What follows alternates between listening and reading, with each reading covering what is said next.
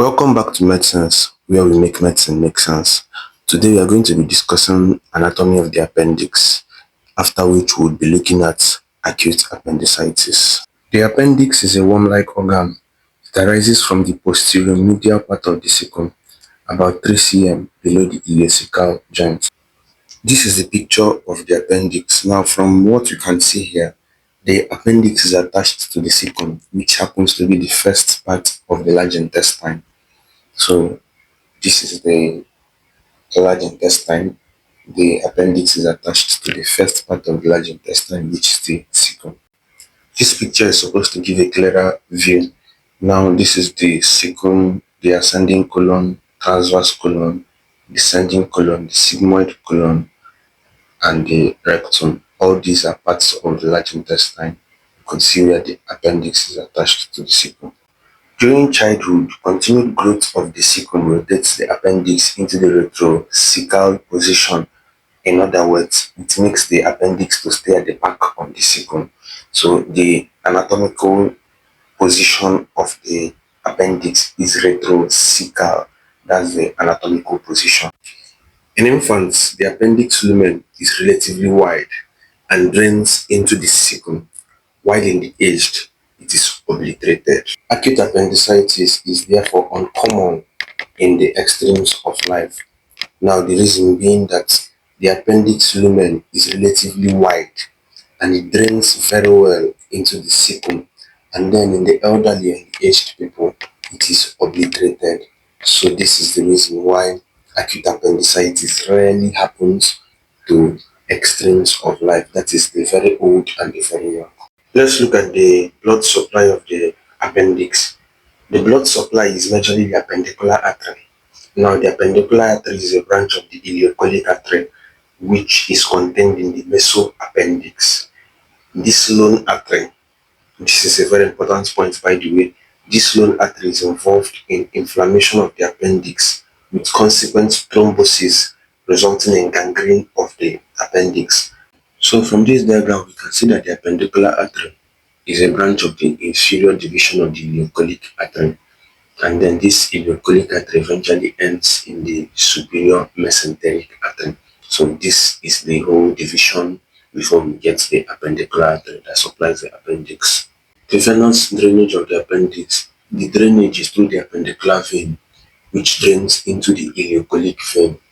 This ileocholic vein eventually empties into the superior mesenteric vein.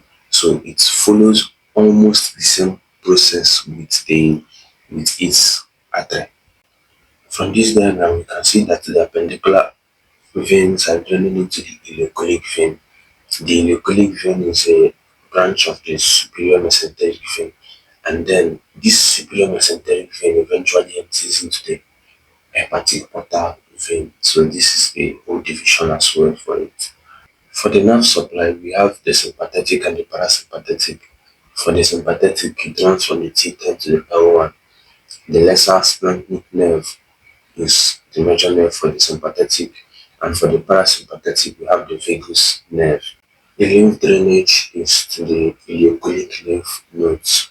Now let's look at something very important, the anatomical position of the appendix. Now it's impossible to talk about the appendix without talking about the anatomical position. Now the appendix is located, like I said before, it's retrocecal. Retrocecal, that is the anatomical position of the appendix. But there are some variations. 74% of patients, it hangs in the pelvis. 20% of cases, it lies in front or behind the terminal ileum. The ileum is the end of the small intestine, and now the small intestine joins to the large intestine at the ileocecal joint. So in 5% of cases, it could also be at the right lower quadrant, which is also referred to as the McBurney's point. McBurney's point. The average dimension of the appendix is 7.5 cm on average. The embryological origin. The appendix develops from the midgut and originates from the caudal lobe of the midgut lobe. During embryonic development, it arises as a diverticulum from the cecum, which is eventually where it is. which itself is an outgrowth from the primitive gut tube. This is the embryological origin of the appendix. For the histology, the mucosa is lined by simple columnar epithelium. The muscularis externa is lined by inner circular layer and outer longitudinal layer. The submucosa contains lymphoid follicles which are prominent mostly in children. Take note of that. Now for the clinical complications, we have acute appendicitis, appendicular rupture, referred pain. This is to mention only but a few. Now, this brings us to the end of the anatomy of the appendix. In our next video, we are going to be looking at acute appendicitis, and we are going to be doing that extensively. So do want to subscribe, like, follow, share our videos.